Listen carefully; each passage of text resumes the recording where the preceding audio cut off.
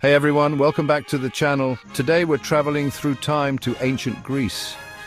It wasn't just a birthplace of democracy and philosophy, but also of revolutionary architecture. These folks, they didn't just slap some stones together and call it a day. They were masters of proportion, light, and even a little bit of trickery, all in the pursuit of beauty and harmony.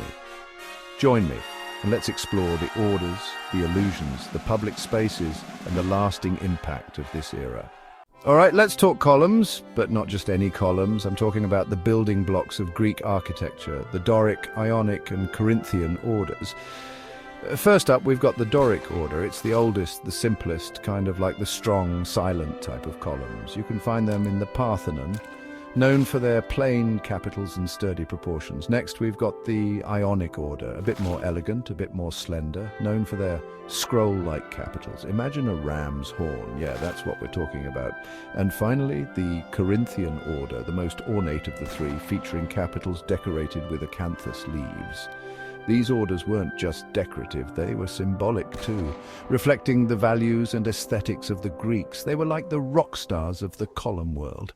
Now, you know what's really cool about the Greeks? They were masters of illusion. I'm talking about optical illusions built right into their architecture. Take entasis, for example. It's a slight swelling in the middle of a column. Sounds weird, right? But it actually makes the columns appear perfectly straight from a distance. The Greeks tilted columns slightly inwards to create a sense of height and stability.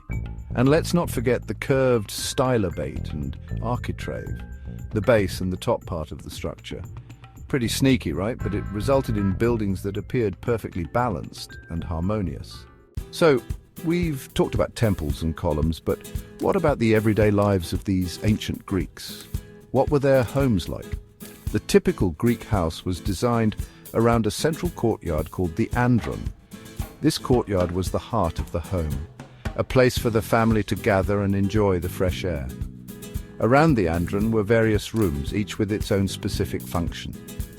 Most Greek houses got their light and ventilation from the courtyard.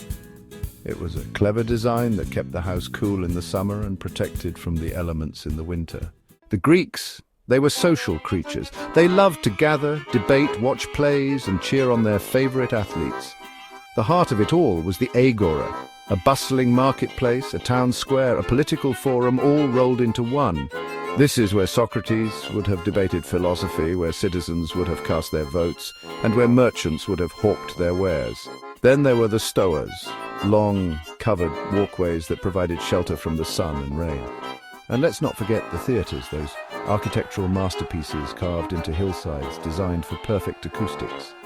Imagine watching a Sophocles play under the open sky. Goosebumps.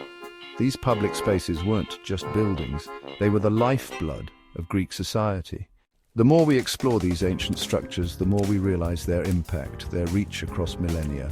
From the buildings we see every day to the very principles that guide modern architecture, the Greeks left an indelible mark.